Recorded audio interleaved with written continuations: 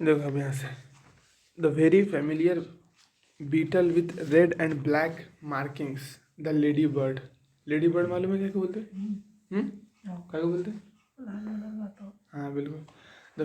The very familiar beetle with red and black markings, the ladybird and dragonflies are useful to get rid of aphids and mosquitoes। अब देखो, अब क्या अपन bio control के तौर पे use करेंगे ना, यानी एक ऐसा इंसेक्ट यूज़ करेंगे जो दूसरे इंसेक्ट को मार देगा, एक ऐसा बैक्टीरिया यूज़ करेंगे जो दूसरे इंसेक्ट को मार देगा, है ना।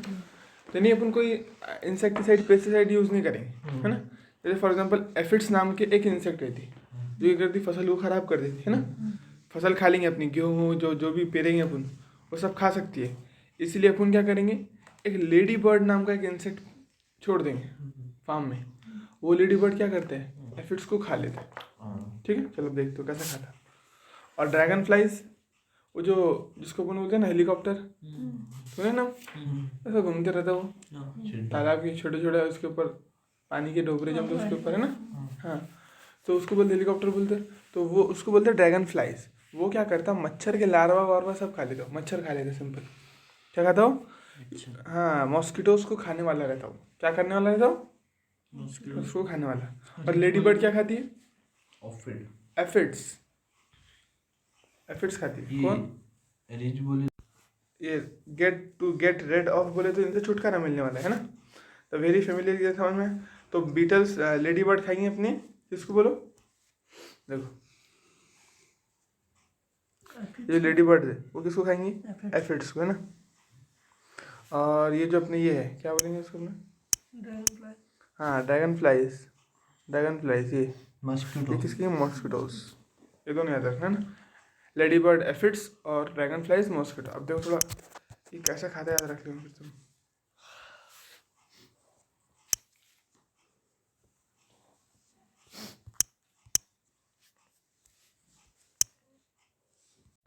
देखो यूट्यूब की वीडियो में देखो, अभी ये दिखा रहा है अपना, ये लेडी बर्ड है ना, ये एफिड्स खाते दिखाएंगे अभी। हाँ ये खा रहा है, देखो ये एफिड्स खा रहा है लेडी बर्ड। जो लाल वाला दिख रहा है वो लेडी बर्ड है, और जो छोटे छोटे हरे वो क्या है? वो aphids.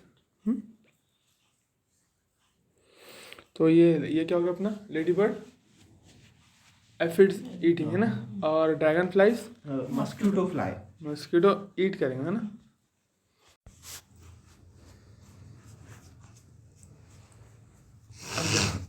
Respectively an example of, तो समझ में आया दोनों कैसा है। तो ये दोनों कैसे काम करेंगे अपने, अब ये माइक्रोब्स तो नहीं है, लेकिन ये इन्होंने क्या करे, बायो कंट्रोल एजेंट के तौर पे काम करे ना। एक बायोलॉजिकल स्पीशीज थी यानी बीटल्स, उसको डाल दिया तुमने तो उससे एफिड्स कंट्रोल में आ गए, है ना। और एक और ड्रैगन फ्लाइज को डाल दिया तो मच्छर कंट्रोल में आ गया उससे। ठीक है, an example of microbial bio control agents that can be introduced in order to control butterfly caterpillars is the bacteria Bacillus thuringiensis। देखो अब ये दोनों माइक्रो थे नहीं थे, अब क्या है, माइक्रो ऑर्गेनिज्म, है ना। An example of microbial bio control यानी छोटा सा। जो ऊपर के लेडी बर्ड और ड्रैगन फ्लाई ये माइक्रो नहीं है क्या? नहीं, माइक्रोब में कैसे आएंगे, वो तो इंसेक्ट है ना। बायो कंट्रोल एजेंट है वो, बायो कंट्रोल एजेंट है, लेकिन वो माइक्रोब नहीं है ना, माइक्रोब्स नहीं।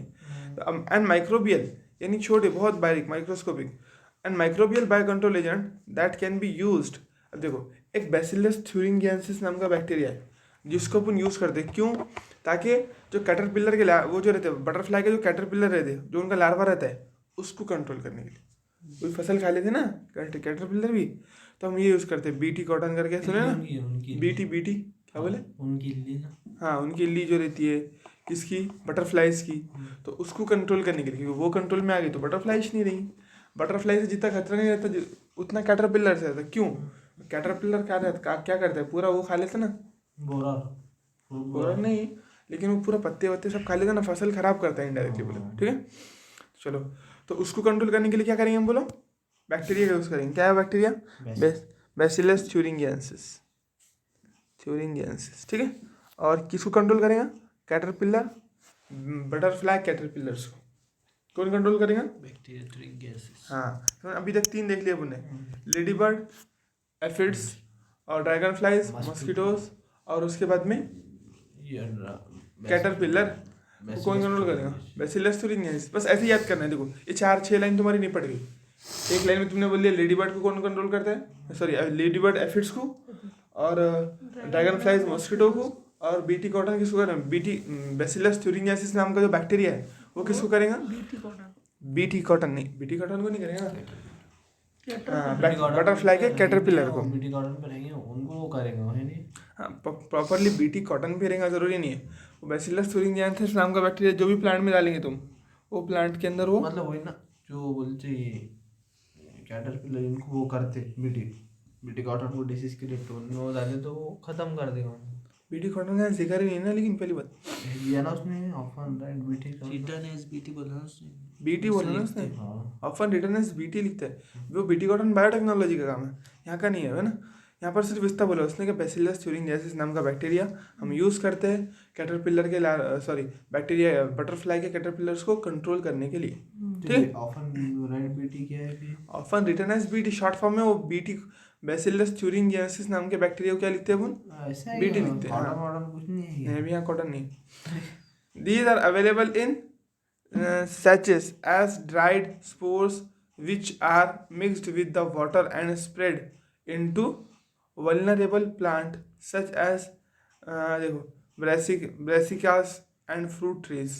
अब देखो क्या बोला उसने, अब इनको कैसे लगाएंगे तुम बैक्टीरिया को कैसे लगाएंगे? इंजेक्शन देंगे, क्या करेंगे तुम? तो इनके जो स्पोर्स रहते पढ़े ना, बैक्टीरिया के स्पोर्स पढ़े ना अपन। हाँ तो इनके जो स्पोर्स रहते हैं वो तो पानी में मिलाकर कंडीशन प्रोड्यूस कर। हाँ बिल्कुल, तो पानी मिलाकर क्या करेंगे अपन? सैचेट मतलब ये सैचेट पैकेट में आएगा है ना, पैकेट रहेंगे इनके, वो पैकेट्स मिलाएंगे पानी के अंदर और फुहारे के जैसे उसको मार देंगे प्लांट के ऊपर। ऑन टू है कि इनटू है? Spray into vulnerable on to spread on to vulnerable plants, यानी जिन प्लांट को खतरा है। वल्नरेबल प्लांट यानी जिन प्लांट को खतरा है, अपने को लग रहा है कि यार इसको जो है ना वो जो कैटरपिलर है वो खा लेगा, तो उसके ऊपर क्या करो, पानी के अंदर वो जो पैकेट्स आते सचेस आते वो मिला दो बैक्टीरिया के स्पोर के, और फुहारे के जैसे उसको मार दो प्लांट के ऊपर। तो वो मारने से क्या होगा? प्लांट बच जाएगा अपने, है ना। तो जो भी मतलब वल्नरेबल यानी जिन प्लांट को खतरा है, तो ये इन दोनों खतरा है मतलब फिर ये ब्रासिकेसा हाँ ब्रासिकास एंड फ्रूट ट्रीज के ऊपर मार दो। समझ में ना बात? किसके ऊपर मारेंगे? ब्रासिकास एंड फ्रूट ट्रीज। तो ये पॉइंट याद रखना है। ऐसे देखो, जैसे बीटी कॉटन, उसका बीटी बैसिलस thuringiensis बैक्टीरिया, वो किसको मार रहा है? वो मार रहा है बैक्टीरिया बटरफ्लाई के कैटरपिलर को। और वो कौन से प्लांट को वल्नरेबल रहती है, कौन से प्लांट को खतरा रहता है उनसे? वो रहता है अपना ब्रासिकास एंड फ्रूट ट्रीज। चलो, where these are eaten by the insect larva, where these are, जैसे हम देखो अब क्या करेंगे फिर, जब उन्हें प्लांट के ऊपर मार दिया उसको, अब जो क्या करेंगे, इंसेक्ट लार्वा उसको खाने की कोशिश करेंगे। Where these are eaten by the insect larva, क्या ईटन बाय द बीटी, हाँ बैसिलस thuringiensis को। अब पत्ते पर मार दिया तुमने पूरे झाड़ पर, तो झाड़ खाता तुम्हारा कैटरपिलर, तो कैटरपिलर झाड़ खाएगा तो उसके साथ में उसके पेट में क्या चल जाएगा? ये बैसिलस thuringiensis बैक्टीरिया के स्पोर्स भी चले जाएंगे in the gut of the larva. अब वो क्या होगा, वो जो स्पोर है वो गट में जाएगा उसके, द टॉक्सिन इज रिलीज्ड। फिर वहाँ पर जाकर क्या करेंगे? अब बैक्टीरिया बन गया ना, स्पोर था उसको ऑर्गेनिक मैटर मिल गया, वो बैक्टीरिया बन गया। तो in the gut of the larva, जब उसको खा लेगा वो इंसेक्ट, उसके गट में जाएगा, यानी उसकी हाँ अथड़ी में जाएगा उसके, वहाँ पर जाकर क्या करेंगे? The toxin is release and the larva get killed. वहाँ पर जाकर वो जहर रिलीज करेगा और उसकी वजह से वो मर जाएगा। यानी बैसिलस thuringiensis में एक तरीके का टॉक्सिन रहता, लेकिन वो जो टॉक्सिन रहता ना वो सिर्फ एक ही कंडीशन में एक्टिवेट होता, कब? जब उसको अल्कलाइन पीएच मिलता। कैसा मिलता है बोलो? Basic medium. क्या मिलता है उसको? Basic medium. और बेसिक मीडियम मिल जाता है उसको कहाँ पर जाकर? उसके गट में। हाँ बस, तो इसीलिए वहाँ जाकर वो एक्टिवेट हो जाती है, वो तो टॉक्सिन रिलीज हो जाता, उस टॉक्सिन की वजह से ये मर जाता बेचारा। कौन? इंसेक्ट। वो बीटी टॉक्सिन रहता हूँ, ये अपने यहाँ दिया हुआ है, बायोटेक्नोलॉजी में पढ़ाया उसने अच्छे से, ठीक है। तो the gut of the larva, the toxin is release and the larval get killed. तो समझ में आया? देखो क्या बोले अपन ने कि ब्रासिकास और फ्रूट ट्रीज के ऊपर अपन फवारे में मिला, पानी में मिलाकर फवारे के तौर पे बीटी के स्पोर मार देंगे, है ना, यानी बैसिलस thuringiensis बैक्टीरिया के स्पोर मार देंगे। अब अगर लार्वा जो है कैटरपिलर बटरफ्लाई के, वो अगर प्लांट को खाएंगे तो उनके प्लांट के साथ साथ ये बीटी स्पोर भी उनके बॉडी के अंदर चले जाएंगे। हाँ, और जैसे ही अंदर जाएगा गट के अंदर, तो गट के अंदर पीएच रहता है उनके बेसिक, उस बेसिक पीएच की वजह से एक वो प्रोटीन रहती है जिस जो टॉक्सिन रहती है बीटी टॉक्सिन, तो वो एक्टिवेट हो जाएगी। वो एक्टिवेट हो गई तो इनको मार डालेंगे। समझ में पूरी कहानी? चलो, the bacterial disease will kill the caterpillars, the bacterial disease will kill the caterpillar but leave other insect unharm. वो सिर्फ ये कैटरपिलर को मारेंगे। खास बात क्या है, देखो उस बैक्टीरिया ने इंसानों के ऊपर कोई इफेक्ट नहीं डाला, दूसरे इंसेक्ट को नहीं मारा, सिर्फ इन्हीं को मारा। तो ये तो बहुत फायदे का हो गया ना। फिर एक प्रॉपर जिसको हम मारना चाहते उसी को मार दिया, है ना, और बाकी सब के सब बच गए। जो खराब है उसी को मार दिया उसने। ये काम की बात है उसने, है ना। Unharmed because of the development of methods of genetic engineering in the last decade or so, the scientists have introduced Bacillus thuringiensis toxin gene into plant. अब देखो क्या करें, बायोटेक्नोलॉजी आएगा। बायोटेक्नोलॉजी में क्या करते हैं हम, डीएनए के साथ में छेड़छाड़ करते हैं, उसमें कोई जीन इंसर्ट करते हैं, कोई जीन निकाल लेते हैं। तो उसके यूज़ की वजह से साइंटिस्ट ने अब बोलते हैं अब फव्वारा भी मारने की जरूरत नहीं है, पहले से ही प्लांट के अंदर वो जीन मौजूद आ गया डायरेक्ट। अब क्या है, अब ऊपर से फव्वारा मारने की भी ज़रूरत नहीं है। बीटी टॉक्सिन जो है ना, बीटी टॉक्सिन जो है वो इनडायरेक्टली प्लांट के अंदर हमने उसके अंदर जीन ही इंसर्ट कर दिया उसके अंदर, है ना। Because of the development of, हाँ, इन द लास्ट डिकेड और so far scientist have introduced BT bacillus thuringiensis toxin genes into plant. तो प्लांट खुद ही वो टॉक्सिन बना लिया। लास्ट डिकेड बोले, लास्ट डिकेड में कई दहाइयों से, हाँ। कई 10 साल से, 10-20 साल से क्या हो रहा है कि हमने क्या करे, वो फव्वारे का भी टेंशन हटा दिए।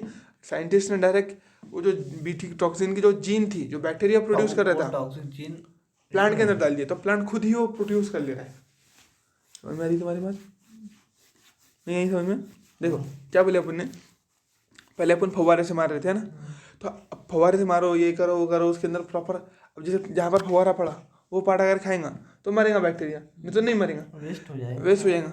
लेकिन अगर तुमने वो जो बीटी जो बैक्टीरिया के पास में तो जीन होंगे ना कोई ना कोई, जिसकी वजह से वो एंजाइम बना रहा है, जिसकी वजह से वो टॉक्सिन बना रहा, तो हमने क्या करें वही जीन को उठाकर प्लांट के डीएनए में डाल दिए। समझ में आ रहा? देखो फॉर एग्जाम्पल ये बैक्टीरिया तुम्हारा, बैक्टीरिया है, इसके पास ये जीन है, ये जीन है इसके पास, ठीक है। ये जीन क्या कर रही है, ये रिस्पॉन्सिबल है किसके लिए, टॉक्सिन रिलीज। अब तुमने क्या किया, प्लांट लिए इस टॉक्सिन रिलीज करने वाली जीन को इस प्लांट के सेल में डाल दिए, डीएनए में डाल दिए, है ना। अब इसके हर सेल में चल जाएगा, प्लांट के हर सेल के अंदर ये डीएनए मौजूद रहेगा और हर सेल इसका टॉक्सिन बनाएगा। अब अगर उसने कोई भी सेल खाया, तो प्लांट बोले तो पूरा सेल से बना रहता है ना, तो कुछ भी खाया तो मतलब, अब अगर उस बैक्टीरिया ने कुछ उस कैटरपिलर ने कुछ भी कोई भी पार्ट खाया प्लांट का, तो उसके अंदर ये जीन चली जाएंगी, सॉरी जीन बोले तो ये एंजाइम चली जाएंगी, वो जो टॉक्सिन है वो चले जाएंगे और वो मर जाएंगे। समझे ना। फव्वारा मारने से क्या था कि एक नुकसान था कि अगर फॉर एग्जाम्पल तुमने ऐसा, उसने ऐसा पार्ट खा लिया जहाँ पर तो फव्वारा गया ही नहीं, तो निकालेंगे नहीं अपन प्लांट को, ऊपर से मारेंगे ना फव्वारा, तो फिर वो पार्ट आया हो जाएगा, उससे कुछ नहीं होगा फिर उसको कैटरपिलर को। अब यहाँ पर ऐसा है कि वो मरना ही मरना है ना, क्योंकि हमने प्लांट के हर पार्ट के अंदर, हर सेल के अंदर क्या इंट्रोड्यूस कर दिए, बीटी टॉक्सिन की जीन। तो इसका मतलब प्लांट खुद अब बीटी टॉक्सिन प्रोड्यूस करेगा। क्या करेगा, प्लांट खुद बीटी टॉक्सिन प्रोड्यूस करेगा। जैसे फॉर एग्जांपल देखो ये जीन है और ये बीटी टॉक्सिन प्रोड्यूस कर रहा है ये, तो प्लांट का हर सेल अब खुद ही बीटी टॉक्सिन प्रोड्यूस करेगा। तो जो भी पार्ट वो कैटरपिलर खाएगा खुद ब खुद ये बीटी जो ये ना टॉक्सिन उसकी बॉडी के अंदर चले जाएंगे और उससे वो मर जाएंगे। आई बात समझ पूरी?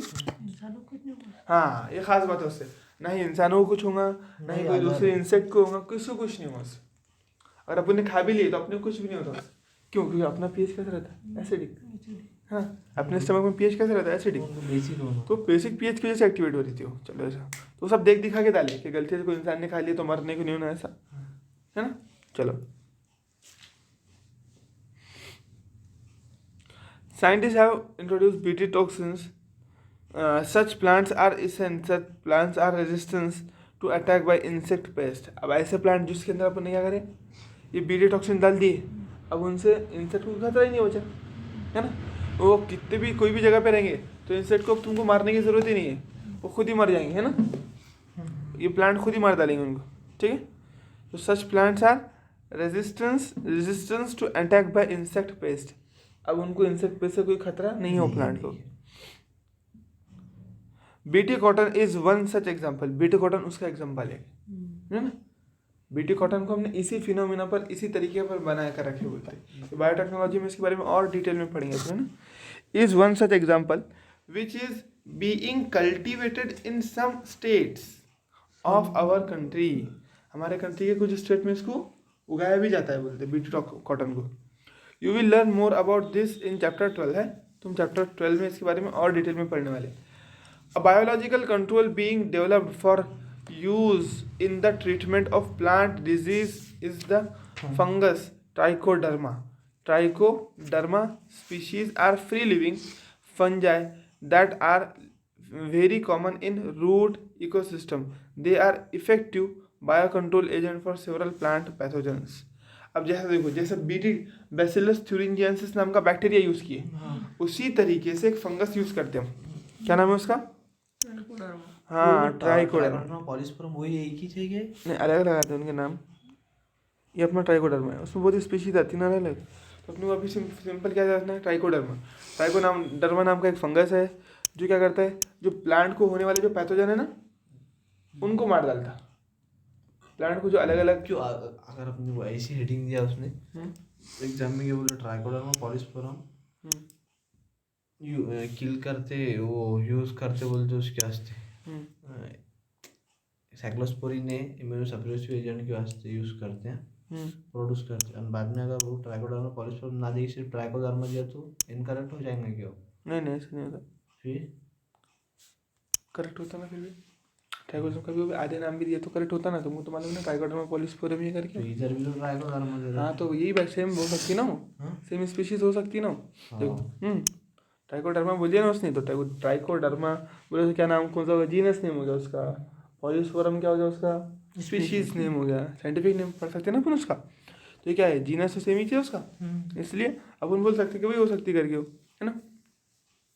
या फिर मोर स्पेसिफिक इसलिए नहीं बोल सकते ये जीनस नेम है। वो क्या है, ये पूरी की पूरी जीनस यहाँ पर काम कर रही है, वो स्पीशीज है, पूरा नाम है ट्राइकोडर्मा पॉलिस्पोरम। साइक्लोस्पोरिन ए बनाता है, वो एक अलग हो गया ना। तो ऐसा सोच सकते हैं अपन। चलो तो मतलब ऐसा भी आया तो करेक्ट ही होगा। Trichoderma species are free living fungi that are very common in root ecosystem. कहाँ रहेंगी वो, रूट में, यानी रूट के अंदर रहेंगी वो।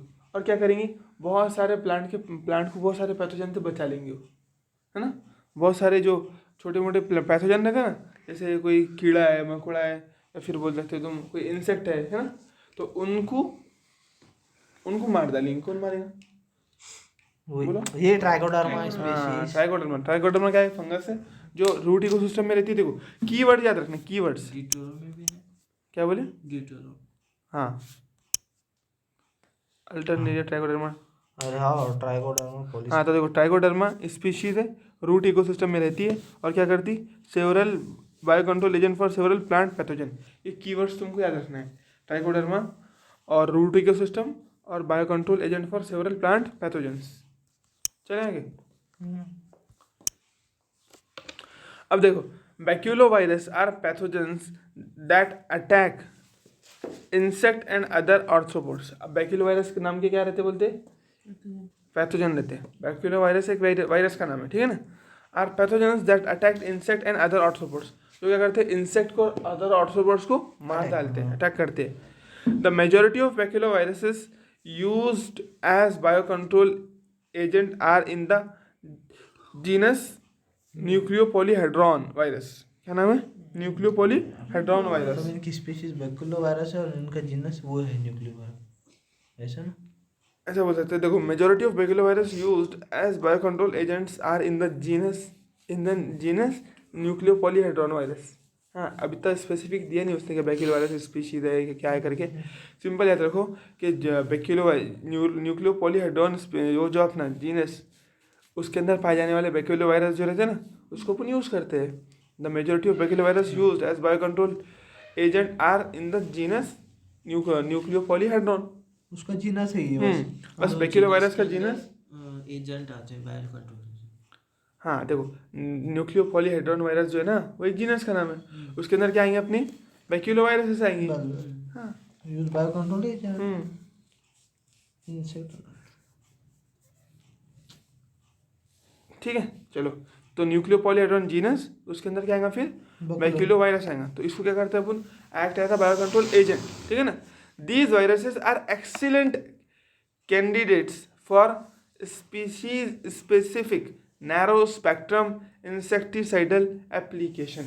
यानी अगर तुम चाहते कि किसी पर्टिकुलर इंसेक्ट को मारे, तुम नहीं चाहते कि हर किसी को मार दे करके, तो फिर उसके लिए बेहतरीन सॉल्यूशन है, बोलते हैं क्या, न्यूक्लियो पॉलीहेड्रॉन वायरस, या फिर बोल सकते हैं बैक्यूलो वायरस जो है ना, वो एक ऐसे काम के लिए कि अगर तुम चाहते पर्टिकुलर इंसेक्ट को किल करना चाहते, तुम एक किसी जैसे फॉर एग्जाम्पल बीटल को मारना चाहते, बीटल्स है ना, फिर सीड बोरर, फ्रूट बोरर को मारना चाहते, स्टेम बोरर नाम के इंसेक्ट को मारना चाहते, एफिड को मारना चाहते, जैसिड्स को मारना चाहते, तो इन सब को अगर किसी एक को मारना चाहते सब में से, तो क्या यूज़ कर सकते हो तुम, न्यूक्लियो पॉलीहेड्रॉन वायरस या फिर बैक्यूलो वायरस को यूज़ कर सकते हैं ना। तो एक्सीलेंट फॉर स्पीशीज स्पेसिफिक समझ में आया, यानी किसी एक ही को मारना है तो उसके लिए, और नैरो स्पेक्ट्रम बोले तो बहुत ही कम पर असर होने को ना, यानी बैक्यूलो वायरस किसी एक को पकड़ के बस टारगेट बनाएगा। नैरो स्पेक्ट्रम भी उसी को बोलते हैं, नैरो बोले तो छोटा सा, यानी उसका छोटा सा एम रहेगा, ब्रॉड इफेक्ट नहीं रहेगा उसका कि पूरे के पूरे इंसेक्ट को मार डाला, ऐसा नहीं रहेगा, एक नैरो इफेक्ट रहेगा उसका कि पर्टिकुलर एक इंसेक्ट को मारा उसने, है ना। तो अगर तुम चाहते हैं अपने फार्म में कि किसी एक इंसेक्ट को किल करे, तो तुम न्यूक्लियो पॉलीहेड्रॉन वायरस और बैक्यूलो वायरस का इस्तेमाल कर सकते। तो इसमें इंपॉर्टेंट लाइन क्या रहेंगे तुम देखो, एक तो बैक्यूलो वायरस, क्या रहेंगे सबसे पहले, बैक्यूलो वायरस अपना, बैक्यूलो वायरस। दूसरा देखो जीनस उसका क्या है, न्यूक्लियो पॉलीहाइड्रॉन। उसके बाद में ये देखो नैरो स्पेक्ट्रम की जो ये जो दो वर्ड बोला ना उसने, नैरो स्पेक्ट्रम और स्पीशीज स्पेसिफिक, कौन से ये स्पीशीज स्पेसिफिक और नैरो स्पेक्ट्रम, है ना। तो ये भी याद रखेंगे, species specific and narrow spectrum insecticidal application है उसका, ठीक है। They have been shown to have no negative impact on plant, यानी इनका कोई गलत असर नहीं रहता बोले प्लांट को इनसे कोई नुकसान नहीं होगा, है ना। मैमल्स को भी कोई नुकसान नहीं है, बर्ड्स को भी नहीं है, फिशेस को भी नहीं, और even on non target insect, यहाँ तक कि जिसके लिए तुमने उसको नहीं डाले उसके ऊपर भी इसका कोई इफेक्ट नहीं है।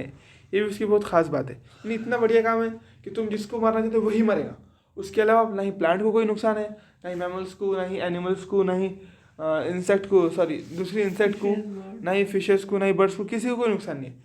सिर्फ और सिर्फ नुकसान है तो किसको है, जिस इंसेक्ट को मारने के लिए तुमने डाले उसको है। This is specifically desirable when beneficial insects are being conserved to aid in an overall integrated pest management programme.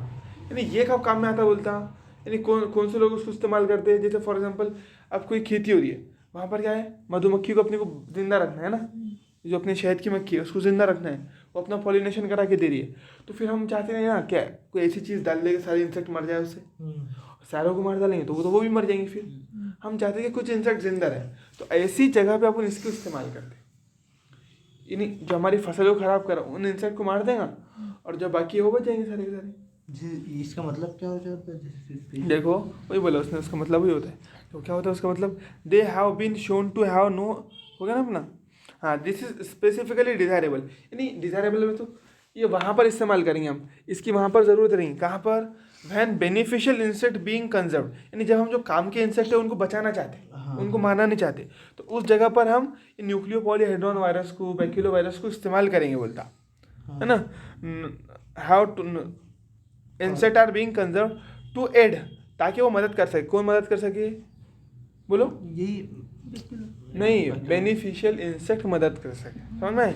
ताकि वो मदद कर सके इन an overall integrated pest management, यानी हम क्या करते हैं, एक ऐसी फार्मिंग करते हैं जहाँ पर सारी चीज़ें मिली हुई रहती है, उसमें फॉर एग्जांपल उसमें कीड़े भी होंगे, उसमें बटरफ्लाइज भी होंगी, उसके अंदर तुम्हारे ये भी होगा, क्या बोलते उसको अपने, मधुमक्खी भी होंगी उसके अंदर, उसके बाद में उसमें कोई छोटे मोटे जो रहते हैं मैमल्स, जैसे फ्रॉग हो गई, लिजार्ड हो गई, ये भी रहेंगे उसके अंदर, बड़े बड़े इंसेक्ट को खाने के लिए, है ना।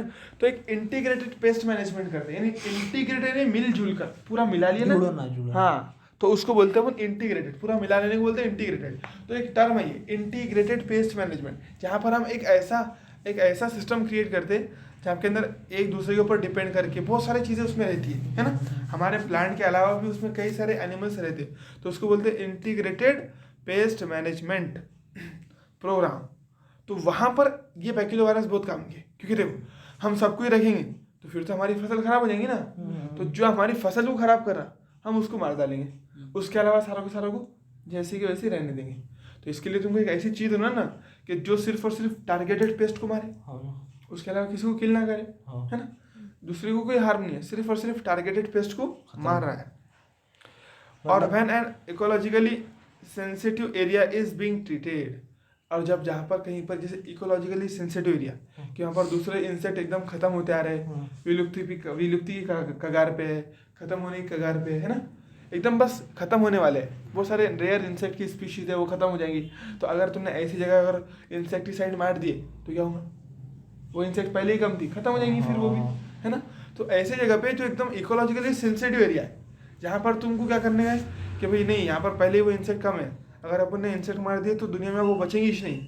तो इसीलिए ऐसी जगह पे अपन बैक्टीरियोवायरस का इस्तेमाल करते हैं। मतलब बैक्टीरियोवायरस का तो पूरा ही मतलब इतनी चीज़ें याद रखनी है बैक्टीरियोवायरस। देखो इतनी चीज़ें नहीं, उसके अंदर क्या है, बैक्टीरियोवायरस क्या करता है, स्पेसिफिकली टारगेटेड स्पेस पे अटैक मारता है, बस इतनी तो बात है। अब उसी की वजह से उसको अपन पेस्ट इंटीग्रेटेड पेस्ट मैनेजमेंट में इस्तेमाल करते हैं। उसकी वजह से प्लांट के ऊपर कोई निगेटिव इफेक्ट नहीं है उसका, मैमल पे नहीं है। एड बोले तो फायदा नहीं, मदद करेंगे, है ना। Aid in an overall insect integrated pest management IMP program, और when an ecologically sensitive area is being treated. तो जब हम इकोलॉजिकली सेंसिटिव एरिया को ट्रीट करेंगे तो उसके अंदर हम इसका इस्तेमाल कर सकते हैं। ये बात समझ, मतलब जो भी इकोलॉजी जो भी मतलब एखादे बायोडायवर्सिटी का कम होते जाए तो अपन ये यूज करके उनको बराबर कर ले। हाँ बराबर करेंगे नहीं, हम जिसको मारना चाहते हैं वो मर जाएंगे, और जो रेयर इंसेक्ट है वो नहीं मरेंगे, उससे सबको नुकसान नहीं होगा, सिंपल बात है। तो तुमको क्या करना है इसके बारे में, सिर्फ बैक्टीरियोवायरस और न्यूक्लियोपॉलीहेड्रॉन जो है ना वो सिर्फ टारगेटेड पेस्ट पे अटैक मारता है। अगर तुमने इतना याद रख लिए तो तुमको खुद समझ में आता कि भाई ऐसी जगह है जहाँ पर तुमको इंटीग्रेटेड पेस्ट मैनेजमेंट करना है और इसका नैरो स्पेक्ट्रम पे यूज़ है, स्पीशीज स्पेसिफिक है। तो कीवर्ड क्या क्या बोले अपन इसमें, देखो क्या बोले, एक तो बैक्टीरियोवायरस, न्यूक्लियोपॉलीहेड्रॉन, उसके बाद में स्पीशीज स्पेसिफिक, नैरो स्पेक्ट्रम, और ये इंटीग्रेटेड पेस्ट मैनेजमेंट भी याद रख लेना है ना। देखो